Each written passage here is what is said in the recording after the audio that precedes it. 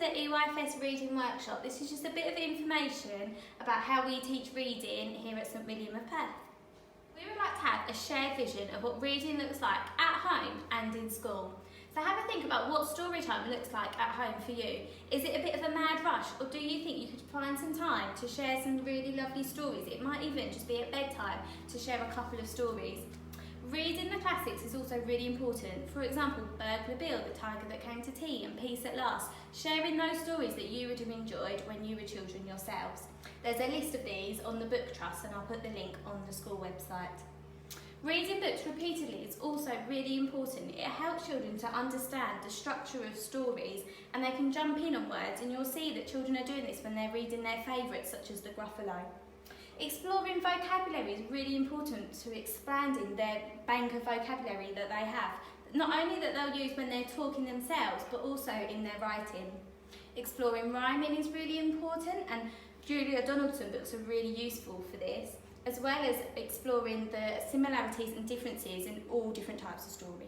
So we just want to start by exploring your experiences of reading and your children's experiences of reading. So that might be visiting the local library, having story time at home and bedtime stories. Do you listen to audio books? Do you let your children explore leaflets and signs and menus, and even looking at logos? So if your child recognises the golden arches of the yellow M for McDonald's, that is all reading. Do you do cooking with your children when they have to look at a recipe book? All these are different types of reading, and we just want you to have a little think at home about what sorts of reading you are doing with your children.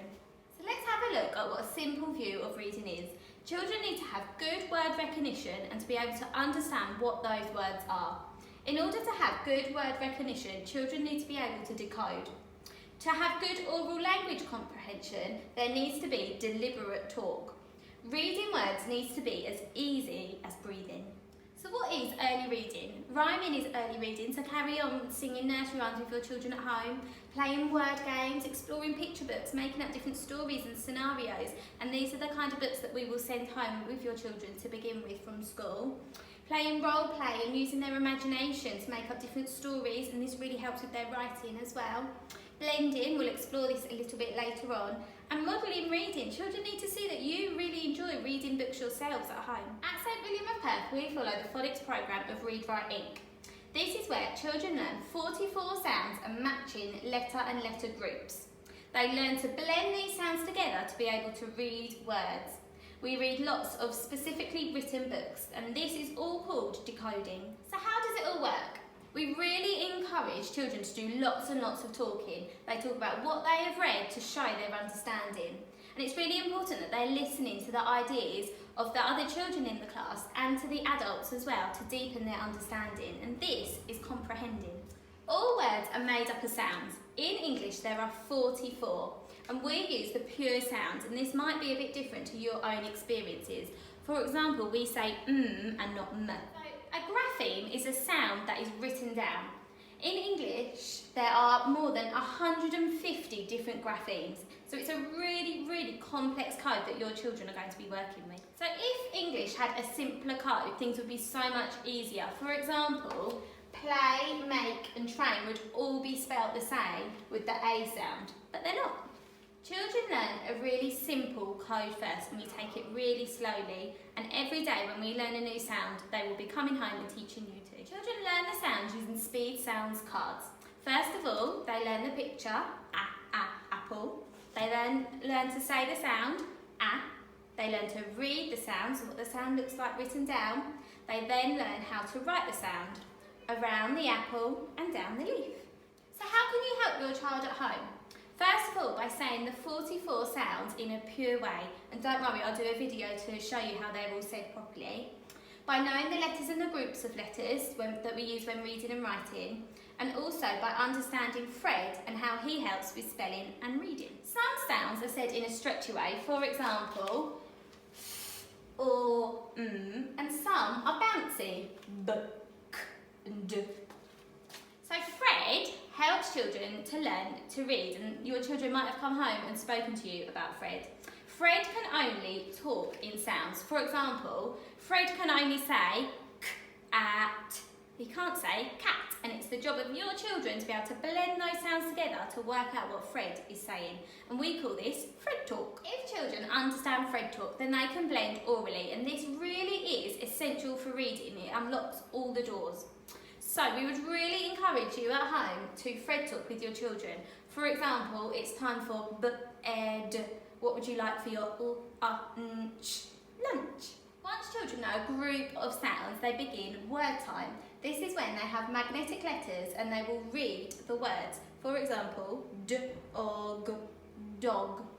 Children will practice reading these words and also learning the next set of sounds.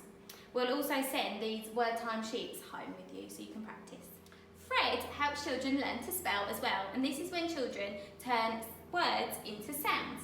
They press the sounds that they can hear in the words onto their Fred fingers. For example, dog, d-o-g, and we call this Fred fingers. Red words or tricky words are words that we can't use our phonics for, and these have to just be learnt by sight. For example, my, you, she and go. And these will be attached to your child's reading record on flashcards for you to practice. So how can you help your children at home? First of all, by knowing the sounds, by using the speed sound card with your child, and you can buy these on Amazon and other places, by knowing how to blend using Fred talk for reading, and by knowing how to use Fred fingers when spelling, and by having fun with Fred talk at home. What a tidy where is your oat?